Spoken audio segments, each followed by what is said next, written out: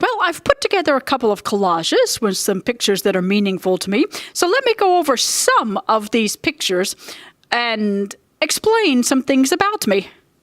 Parisian ladies in a cafe at the turn of the century. I love vintage things. I love watching those costume dramas on PBS on Sunday nights. I love reading old stories. The rebel queens of Thebes and some of the jewelry they used to wear. I love bling. I'm kind of dressed down now today in Andrew's rugby shirt, but I love a touch of costume jewelry. See, here's my pink watch, kind of rose gold on the dial with some rhinestones there. Or scarves. Oh, I love a good scarf, how it makes you look and feel. So you'll often see me dressed up like that there. Animal prints. Andrew calls me the leopard lady because I collect animal prints, particularly leopards. I love leopard print items. This picture here, it's hard to see down in the fine print, so let me explain. It says that it's an archaeological site that used to be, when ISIS ruled this area, they used to use these tunnels to steal the antiquities that were underneath there.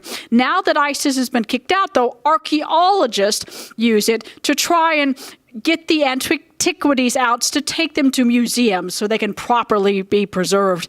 And they're just my crazy imagination that just made me think about how, the Bible says that the devil likes to steal, kill, and destroy, likes to get in and try and take our joy, to bring bad things into our life. But God can get into our life and he can bring hope and healing and light and joy instead. He can kick the devil out of our lives.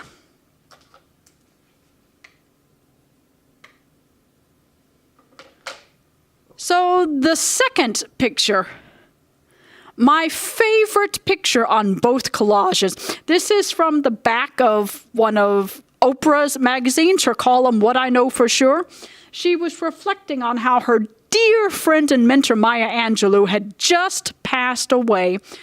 And as she reflected upon their relationship, she thought about other angels in her life, such as her grandmother. Just reading that column meant so much to me because it made me think about the women in my life who have just poured so much into me, who have affected me. Elisa, my own dear friend and mentor, when I began training as a local preacher while we lived in England, which I'll explain all that in the next video, while I trained as a local preacher, she was the woman who was assigned to be my mentor to oversee my training, and she had quite a time doing with it. I was raised in the American South, and so, very flamboyant preaching, very emotional. And she had to tell me to rein it in, tone down the emotionalism. This is England.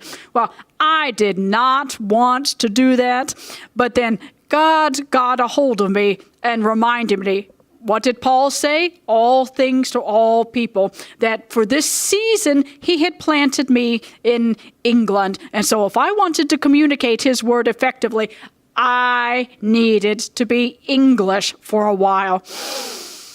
Oh, I didn't want to hear that, but I did. I knuckled down and submitted, and so for those 3 years, I stood in one place behind the pulpit and preached very prim and proper and British.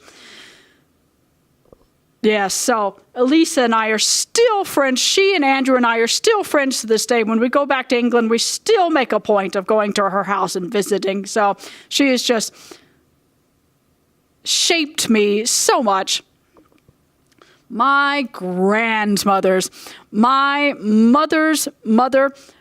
My mother didn't have very much money growing up, but my grandmother, She accepted no excuses, no whining, no excuses. She made sure her children were in church every Sunday and that they stayed in school, that they worked hard, and every one of those 9 children became successful later in life, built careers for themselves. Every one of them.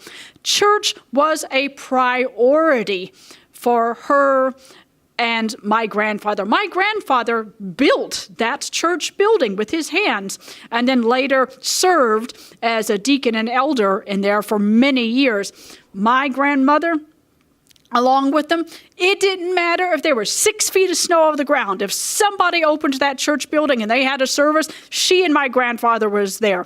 They made it a priority. And so that rubbed off on me. My grandmother on my father's side, same thing. When I would stay with her, she would make sure to take me to church. Park Cities Baptist Church, lovely, lovely church. Reverend Plights. I think that's how you pronounce her name. His name. I'm so sorry if I mispronounced that. I just remember he was such a wonderful Southern gentleman. Even though it was a large church, he would still stand at the entrance and shake hands with parishioners after the service. And he would shake my hand as if I were a grown-up, and even gave me the flower on his lapel once. There we go. Lovely, lovely church. And back at home during the week, every night, my grandmother would get out her brown leather Bible, and last thing before we went to bed, we would do a devotional together. She would let me look up the verses in her Bible, and I felt like such a big girl being able to find those verses. So my other grandmother lived her faith as well, and so they just meant, both have meant so much to me and have shaped me into the woman that I am today. So, you've learned some things about me, but why am I here? Well, why did I need to go on this healing journey? What does, I mentioned that we lived in England, but what does the cathedral have to do with it? Well, in our next video, I'm going to keep going and tell you something else about myself.